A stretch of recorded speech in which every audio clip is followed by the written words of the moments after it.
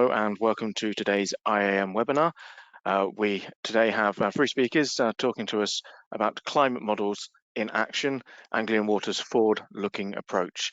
We have with us Liz Cornelius, Dr. Tim Fairwell and John Harvey.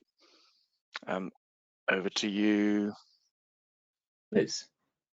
Yes. Yep, good afternoon everybody.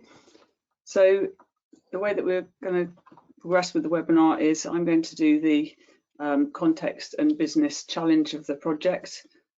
Tim and John are then going to talk through the solution, the climate models and the copperleaf system, and we'll then hand back to me to talk through the benefits, and then we'll go through some Q&A. So context and business challenges. So about Anglian Water. We're the largest water and water recycling company in England and Wales by geographic area. We supply water and water recycling services to almost 7 million people in the east of England, and Hartlepool up there you can see on the map as well. And there's about 38,000 kilometres of water mains that we have. Now in our region we've got a lot of key challenges that are specific to the east. So one of the UK's fastest growing regions. We've got 4 of the fastest growing cities being Cambridge, Peterborough, Milton Keynes and Northamptonshire, which mean that by 2043 we'll expect about an extra 700,000 more people living here. We've also got 28% of our land below sea level, so we're very prone to flooding, and we have hotter than average temperatures. A lot of businesses are particularly water intensive, such as food processing, and there's also 75% of the land which is used for agriculture. On top of all of that, we've got the lowest rainfall by far in the country. So the challenge is, with all of that, we still need to continue to supply safe, clean water now and in the decades to come.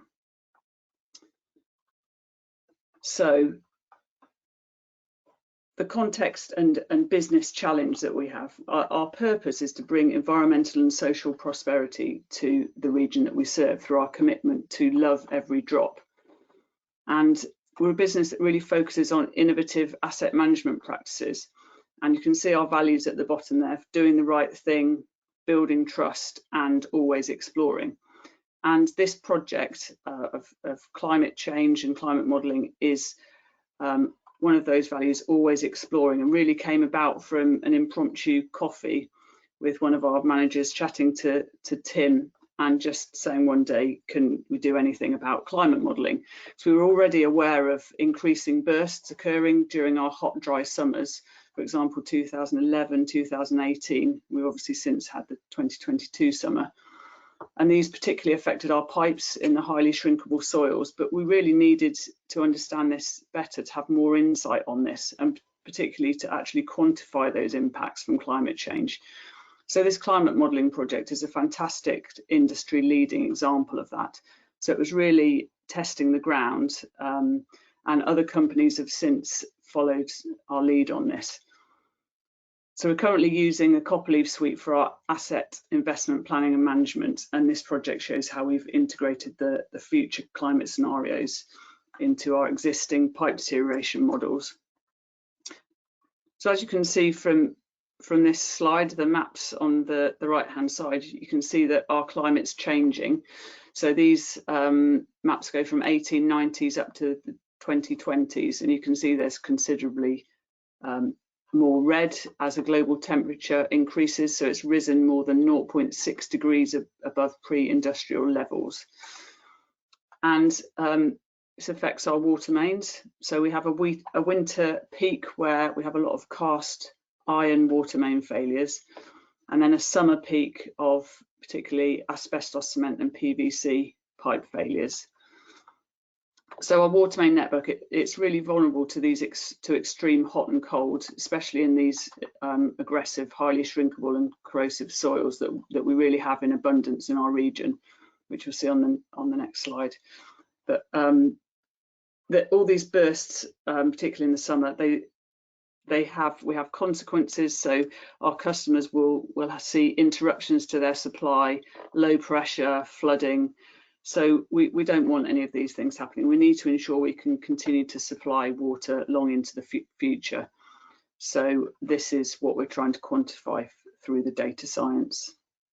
And the climate models show that the winters will become warmer and wetter, which is good for our pipes, and the summers will become hotter and drier, which is really not good for our pipes, lots more bursts. So our region, the Anglian Water region, we have high asbestos cement pipe percentage, so more than double the national average.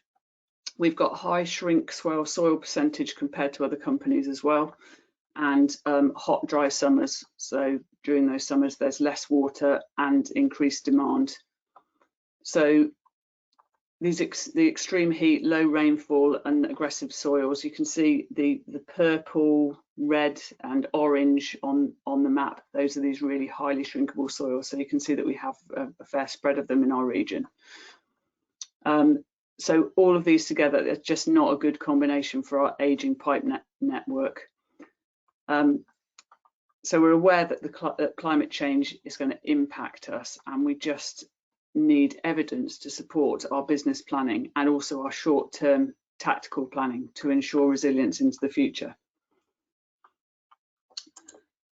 And I will now hand over to Tim, who's going to talk more about the actual modelling of the climate change on infrastructure. Thank you, Liz. Brilliant. Well, I absolutely love talking about this. So I'm Tim Farewell. I run Maple Sky, and what we absolutely adore doing is helping companies understand how the natural world breaks things that we build in it. And historically, when we've gone around saying, well, what's going to happen? What's going to break? We've looked at the past and said, well, what happened then? And then how does that apply to the future? And can we use that to guide what is going to happen in the coming years? This relationship between what was going on in the past and present and the future is completely breaking down. New things are coming into play, the frequency of bad events, the extreme values of temperature that we're seeing, and even things like regulation, they're changing. So we need a new approach to predicting environmental risks, which isn't just focused on looking at the past. Gosh, 2022, that was fun, wasn't it? If you were a water company, every time you opened the newspaper or looked on a website, it seemed there was another bad news story about leaking pipes for these water companies which weren't looking after their assets. And honestly, 2022 is what is coming our way, so we need to get used to it. So when we go about how do we go about building climate models? How do we predict what will be coming our way? Well, there's probably 3 steps that we take people through.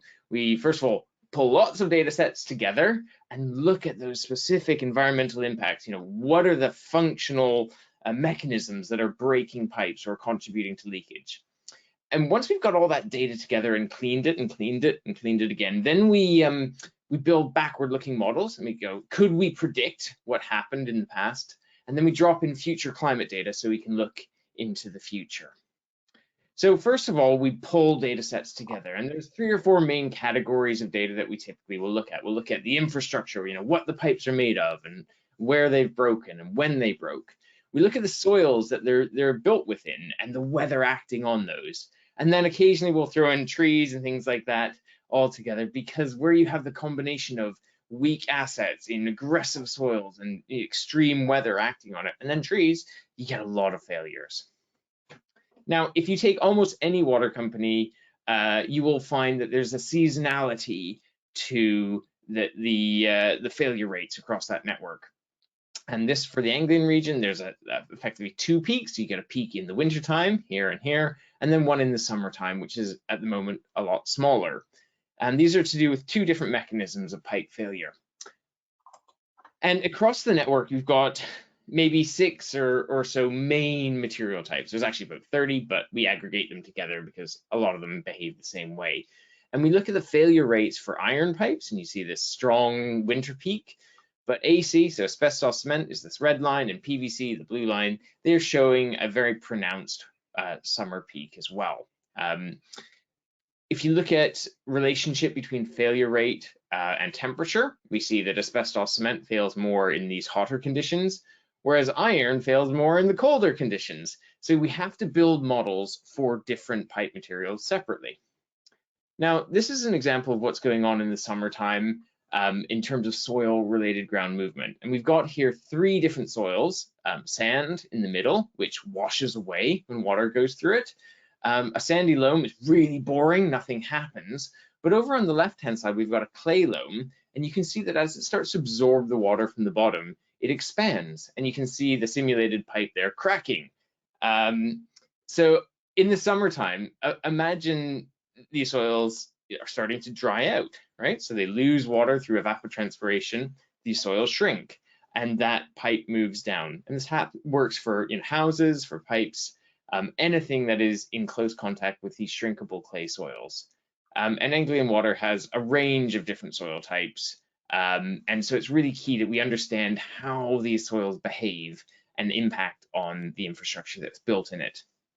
So we look and we go, can the soil shrink?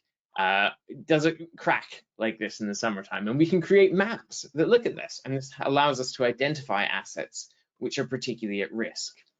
And then we look at maybe classifying the 600 or so soils in the area into maybe 6 classes, and we go, from the low to the high shrink swell soils, and then maybe a class 6, which is looking at peats and alluvium. And we see that the failure rate increases for 3 different material types here, AC, iron, and PVC, as we go into these more shrinkable soils. And then what we see is in the summertime, in extreme years, that failure rate jumps up even more. And remember, this is what's coming in terms of climate change. So we go through and we build all these relationships, looking at temperature or looking at soil moisture deficit and an indication of how dry the soil is. And we build patterns of failure for each of these different 6 material types. And this allows us to build these backward-looking models, which effectively predict where and when pipes are going to fail. And we find some broad patterns. Iron fails in the winter, AC in the summer, so on. So we build these backward-looking models. We put in weather data, maybe about rainfall or soil moisture deficit or temperature, and then it allows us to predict, with a good degree of accuracy, the number of bursts that you would expect. And we can do this for each of those 6 different material types. And once we're confident that those models are behaving as we would expect, then we start pulling in future climate data. Now, the future is uncertain. We don't know what the future will be like, in that we don't know how bad it's going to be. The trajectory is still the same.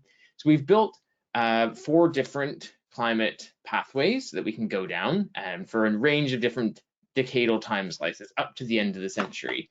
We can go down the current path, which is RCP 8.5, which is we continue doing absolutely everything as we are. We keep flying, we keep eating lots of meat and lots of dairy, unsustainable purchases, and so on. So this is where we're heading, unless we change. The opposite extreme is we shift to a low carbon economy, and that's the RCP 2.6 scenario.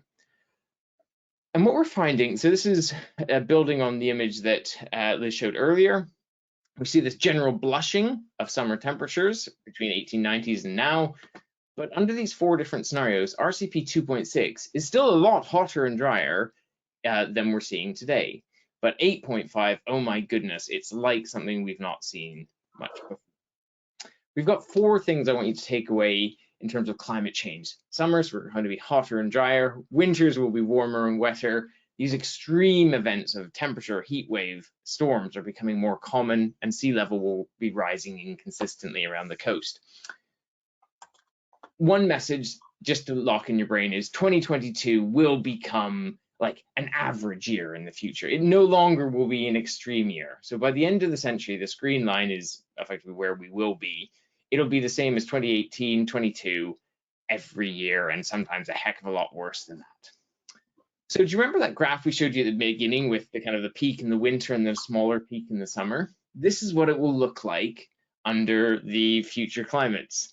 So this blue line is effectively where we are now, the peak in the winter and a small one in the summer. And then under a 2-degree and a 4-degree world, we get this increasing summer peak, which when I first made this is the first climate model a number of years ago, I was like, oh, that looks really big. I'm not sure that's right. And then we had 22, and it was like, wow, okay, maybe we're not that far off.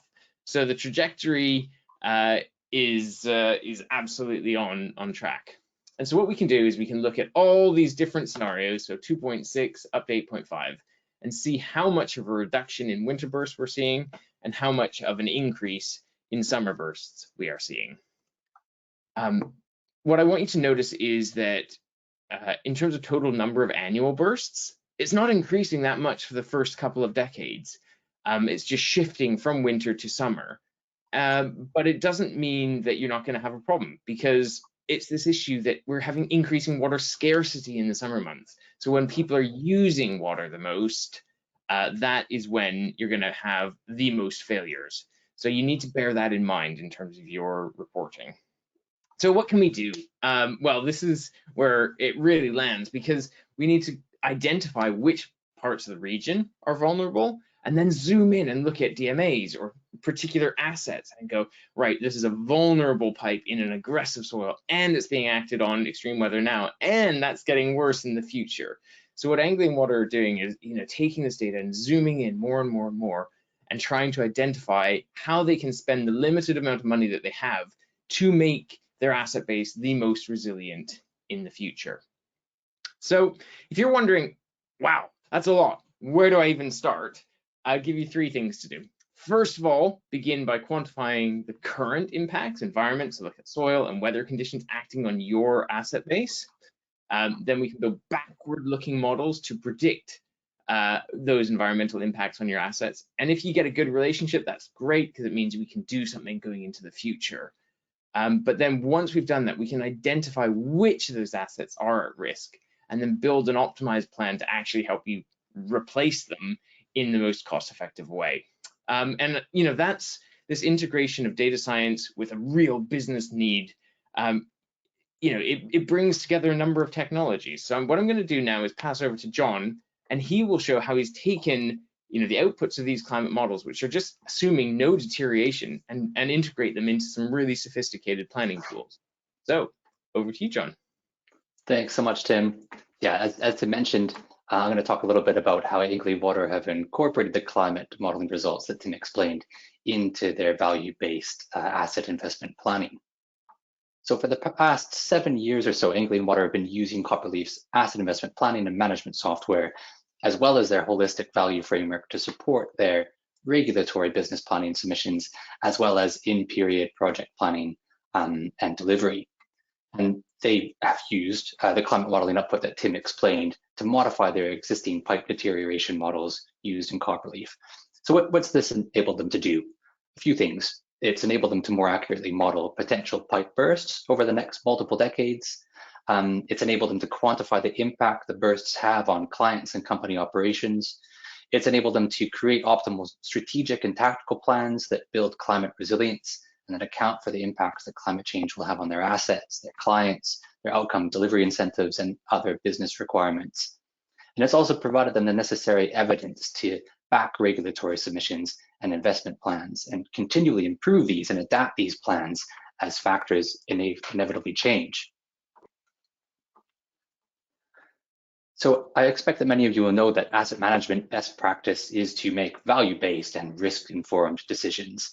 And Anglian are a leader in this regard, where their holistic value framework, which is aligned to the 6 capitals framework that some of you might be familiar with, where this underpins their AIPM and enables them to make decisions that can consider different risks, benefits, and disbenefits. So how does one begin to incorporate climate risk into value-based asset investment planning? So Tim's climate modeling is a very important part of this. It's helped Anglian Water to quantify the impact that different climate change scenarios have on an asset's probability of failure, which we see in that top probability box, and specifically the probability of mains bursts, where a burst main can result in a number of different consequences like flooding, traffic impacts, damage to nature, low pressure, and so forth.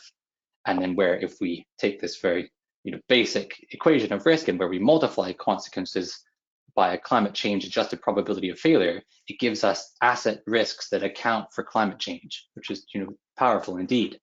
And this enables Anglian Water to determine a more accurate indication of when they should intervene on assets to generate the most value for their business and stakeholders. So with that basic theory in mind, let's take a look at what climate model data Anglian Water incorporated into Copperleaf. As Tim explained, if we put asset deterioration aside, the probability of a pipe bursting varies with temperature and soil moisture, soil type, pipe material, pipe diameter. And what Anglian Water did is they translated these climate model outputs into asset failure uplift rates. So the two charts on the right show examples of these, where uplift rates vary by material type. So in both of these charts, we're showing for asbestos cement, soil shrink and swell classification. So we're showing class 1 in both of these, diameter range. So we're focusing on the highest risk diameter range. And then by climate scenario, so the ones that Tim were talking about, the ones that Tim was talking about before. So on the top RCP 2.6, and then the bottom is RCP 8.5. And then of course we're seeing these by time. So in the examples, we can see how the uplift profile varies by month, increasing each decade through to varying extents, depending on which climate change scenario is being applied. And this data can be and has been easily imported into Copperleaf via an Excel file. So in Anglian Water's case, it was something like 45,000 rows of asset degradation uplift data, where each asset's existing asset deterioration probability of failure curve, which varies by asset age and condition, of course, is then modified using the correct asset failure uplift rate data set, which then provides a climate-adjusted asset probability of failure curve unique to each asset, which is an exciting place to be. And so what Anglian Water is then able to do is to create different asset investment plan scenarios in Copperleaf and run optimizations on each of these to answer questions like, what impact do different climate change scenarios have on our existing mains assets over time? What does this mean in the short term, in the long term? What impact does this have on our risk and service measures? And how much is it going to cost? Or what are the trade-offs we need to make to build climate resilience into our networks? So looking at a couple of examples, Anglian Water ran analysis focusing on mains most vulnerable to climate change, as Tim identified earlier. So that represents about 8,000 kilometers of pipe, or 20% of the water mains network. And in this example, they calculated the expected uplift in climate vulnerable mains water bursts. We're comparing the gray line, which is the number of bursts if climate change is not accounted for, and the orange line, which is the number of bursts under the RCP 8.5 climate change scenario. We see roughly sort of a 1% increase in bursts in 2027, and then moving up to about a 7% increase by 2069. Now, yeah, no, that's fine. No, thank you. Next slide is good. Thanks so much, Tim. And of course, the more bursts means more risk. So again, focusing on the most climate vulnerable mains, this example shows the expected uplift in unplanned interruption monetized risk. So similar to the previous slide, the climate change scenario RCP 8.5 is the orange line, and it results in more risk compared to the no climate change scenario. And there's of course many other risks associated with the mains burst, so low pressure, flooding, and so forth. And when you start to aggregate this to total risk, this starts to add up, and it makes a material impact on the business and operations. So more risk means more money, of course, and is required to maintain the more money required to maintain an acceptable level of risk and service, which Liz will talk about in her slides. And then just speaking to this one here, of course, we've only been talking about mains assets. There are indeed other asset types which will also be impacted by climate change systems, and not just by precipitation and temperature changes, but changing hydrological cycles and rising sea levels and other impacts of climate change shown in the outer ring of this image. And this is not just limited to the water sector either. Other sectors' assets are of course vulnerable to climate change as well. But that being said, what Anglian Water is doing is very exciting indeed, and a first step in accounting for the impacts of climate change on their assets and into the AIPM, and already providing benefits, which Liz will talk about now. So over to you, Liz. Thanks, Dan. Thanks, John. So yeah, just going to run through the benefits of this whole project, of the climate change modelling, and then that being brought into our copperleaf system. So we used predictive analytics investment planning system to model the expected increase in bursts, as John mentioned. And so this was really the part that was used for our long-term planning. So you can see on the graph, which is the number of bursts starting in kind of 2026 going up to 2070. The pale red line is the standard deterioration, what you would expect to get a number of bursts just from normal deterioration, and then the dashed lower bound red line is Tim's research, converted from, this is the monthly average temperatures and soil moistures into the average increase in bursts. And this is quite a conservative, really, and so we also added on the upper bound, which is the darker red line, which shows where bursts in 2070 have been progressively uplifted to match our observed bursts in 2022, that really hot, dry period. So, like Tim said earlier, 2022 summers are expected to be normal by 2070. So you can see there's sort of the sensitivity there that we've included. Also, we were able to actually define what a climate vulnerable main is. So the material types that are susceptible are asbestos, cement, iron and PVC. Diameter less than 320 mil, so slightly smaller ones, and in those high shrink swell soils 4, 5 and 6. So yeah, we've got approximately 8,000 in our region. So we know that we really need to try and replace these pipes as a priority. So we engaged with our customers ahead of our price review 24 business plan to Ofwat, and we asked them about addressing this risk and whether they wanted to invest now or kind of wait and see. And you can see that there was 84% feedback, so strong feedback, and their preference was to take a proactive approach and invest now. So that links to our value of building trust. So they trust us to kind of get on and do the right thing and spend our money in the right way. So continuing with our long-term planning, the graph on the right-hand side now, you can see this is just from 2026 up to 2050 now, slightly shorter time period. You can see the red lines are, as on the previous graph, normal deterioration with the climate change layered on top. And then we were also using the copperleaf predictive analytics able to show with our maintenance spend, so what maintenance buys, that the pale blue line is where the bursts would be brought down to, spending our £12 million a year on our maintenance for water mains, and then it stretches up to the slightly brighter blue line, which is with the climate change impact on top. And it also allowed us to select preferred investment strategy for our price review 24 business plan. So we put forward an enhancement strategy to replace the majority, 6,000 kilometres of these climate vulnerable mains between 2025 and 2060. So yeah, we tested several expenditure scenarios, and that's what we came out with our maximum return on investment, so that by the worst impacts of climate change up in these latter years, most of those pipes will no longer be in service. And that's replacing a total of about 140 kilometres a year, starting off in the next 5 years from 2025. So those were the long-term benefits. Now looking at the more short to medium-term planning. So this is all about reducing the customer impacts now.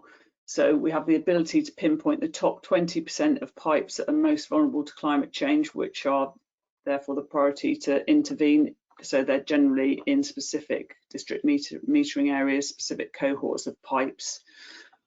And we can it informs our tactical decision making ahead of the summer period. So we're able to target installation of acoustic sensors on our most vulnerable pipes, which detect small leaks before they become actual burst mains. knowing these areas that are likely to be affected is a huge advantage to have those restoration gangs ready in advance. I mean, in that summer of 2022, where we just had so many bursts over a 2-week period, we just didn't have enough resources to get around.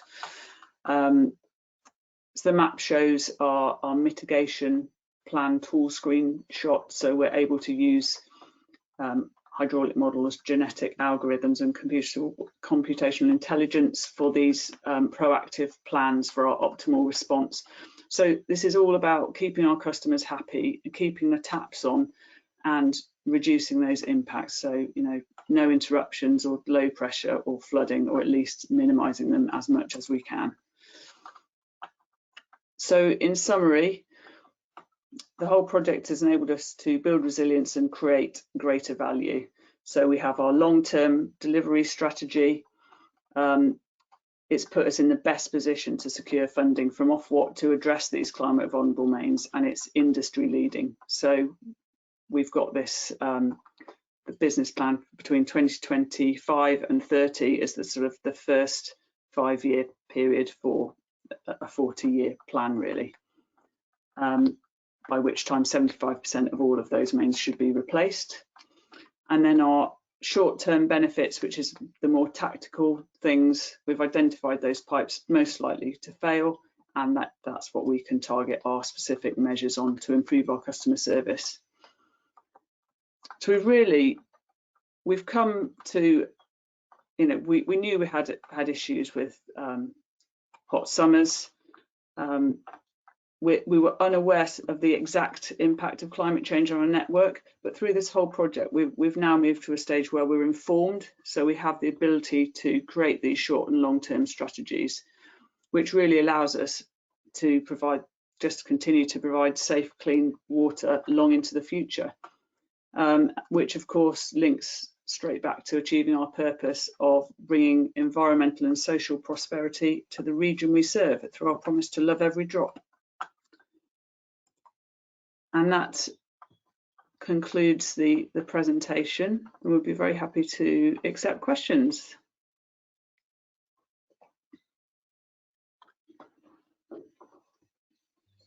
Okay, I'm happy to say that we already have a couple of questions in there. People can continue putting their questions through. We'll get through as many as we can. We've got a good 10 minutes left of today's webinar. So the first question, based on your presentation and what you've talked about, how do you predict that 2022 will become an average year when it looks like the situation is actually worsening? So okay. Yeah, so I guess what I was saying there is if you look at the kind of temperatures, so when we're building climate models, typically we're looking at monthly averages.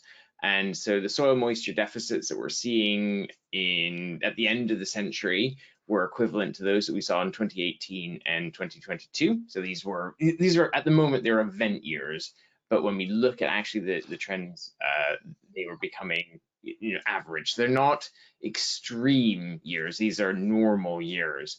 And that's not to say that we're not going to have extreme years in the future, which make 2022 and 2018 just look, like every other year. So it will get worse. Of course, it's going to get worse. It's just that those shift from being extreme, kind of anomalous years to what is expected. Does that make sense?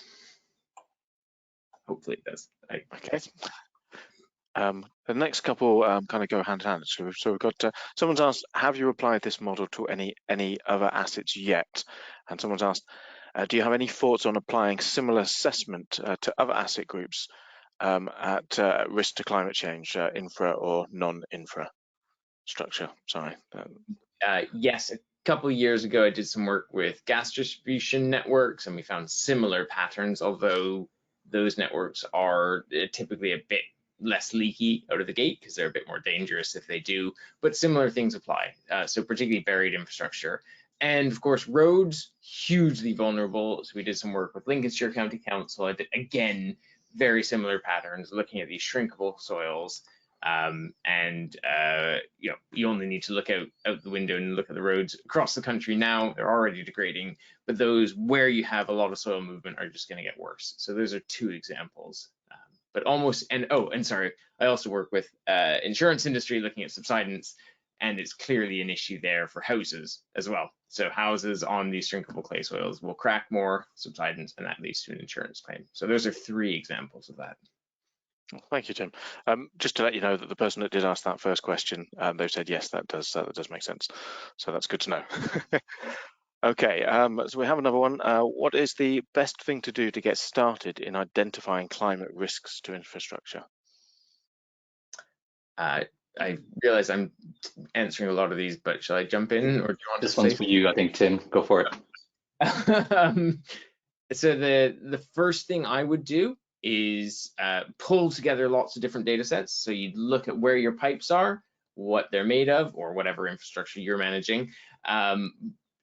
Classify those up in some broad categories and look at seasonal patterns. Do you see a monthly spike in failures in one material type and maybe a different month in something else? So I always say it's good to get two sides of the coin. One is, this is how the world works. So these are the functional models. This is my understanding of what breaks my assets.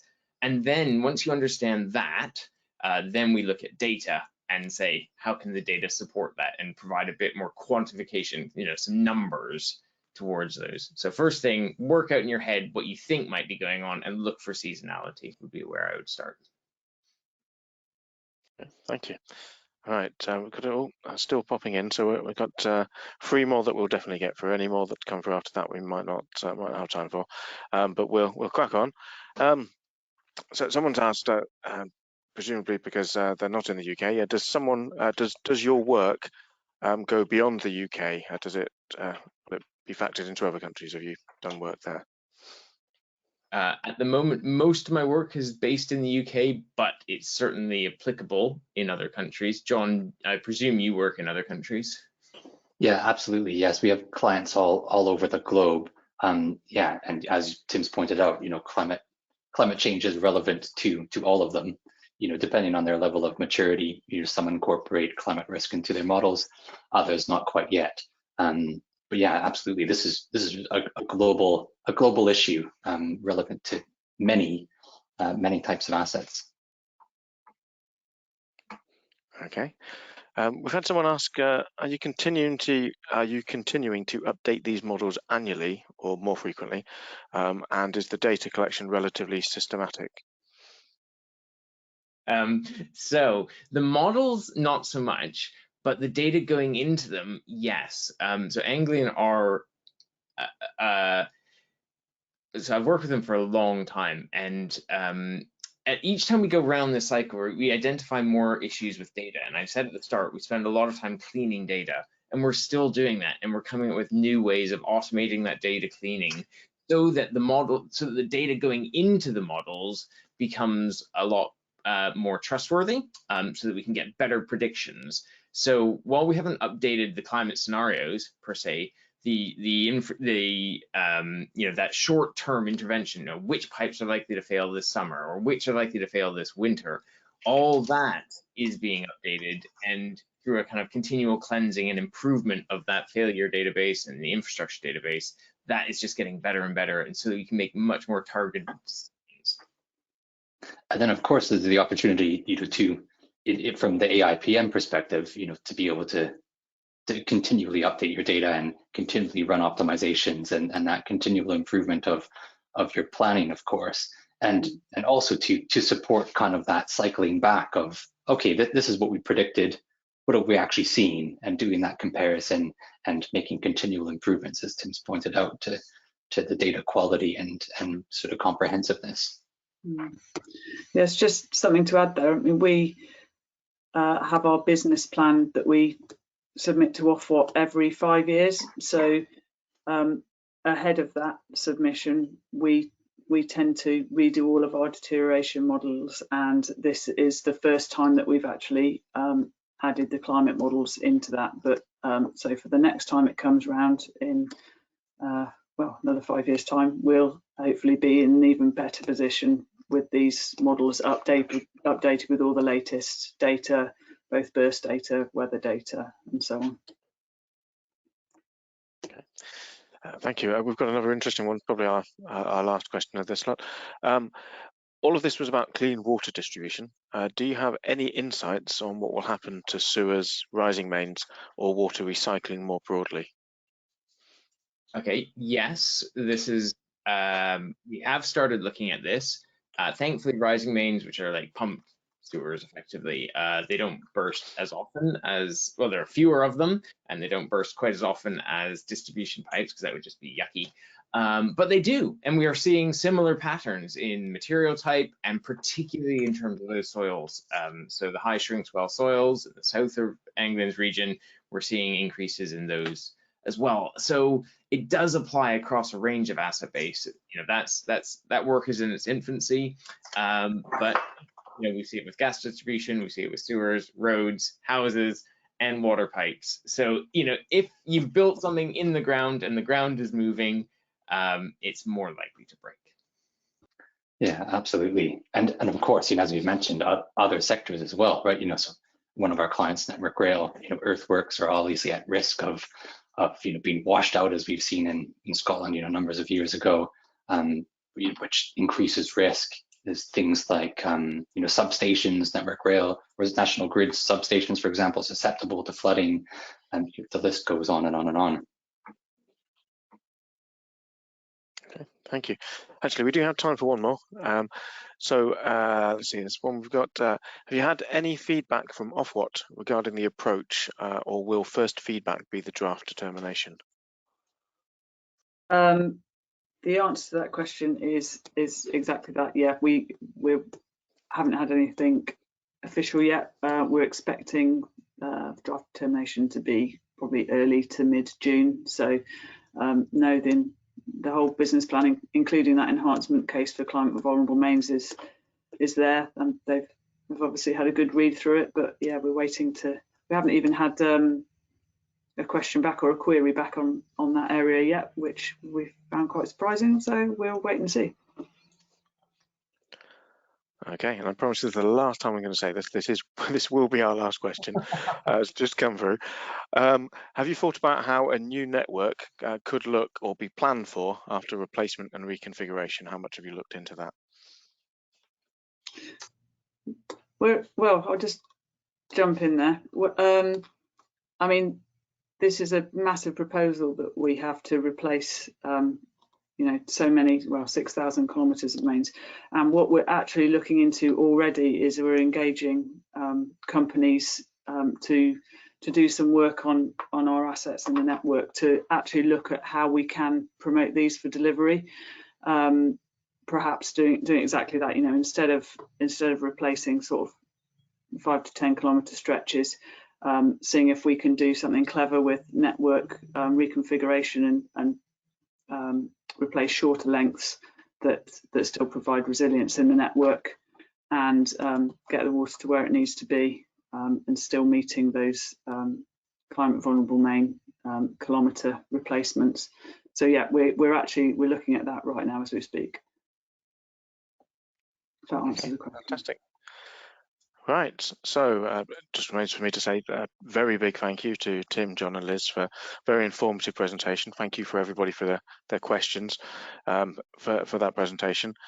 This recording will become available for all of those that have attended today, and any members that were unable to attend on the IAM website, and we've got more webinars coming. So again, thank you all three of you for your time today. Very informative. Thank you. Welcome. Thanks so Goodbye. much. Thank you very much. Bye.